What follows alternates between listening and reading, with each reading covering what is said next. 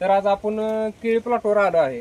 या शेतकरी मित्रांनी केळी प्लॉटसाठी काय वापरले, काय अडचणी होते त्यांना आपण त्यांच्याकडनं जाणून घेऊया.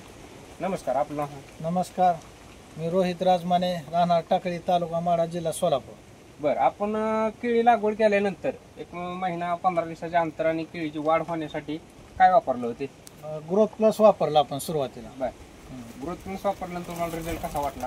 वाढ झाली झाडाची का? वाढ चांगली झाली, पानातलं अंतर चांगल्या पद्धतीचं मिळलं. बरं, त्यानंतर मध्यंतरी उन्हाळ्यामध्ये कंदसड आणि कंदकूज लागली होती, पूर्ण झाड एका बाजूला वाकून पडत होती. त्यासाठी आपण काय वापरलं गेलं होतं? ग्रीन केअरचं पनामा स्पेशल वापरलं. पनामा स्पेशल वापरल्यानंतर तुम्हाला कसा रिझल्ट वाटला? पनामा स्पेशल वापरल्यानंतर झाडाची कूज थांबली, ऊस थांबली गेली होती, सड वगैरे होत नव्हती परत.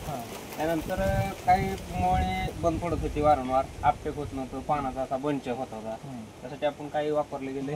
बनाना पॉवर वापरला आपण बनाना पॉवर वापरले.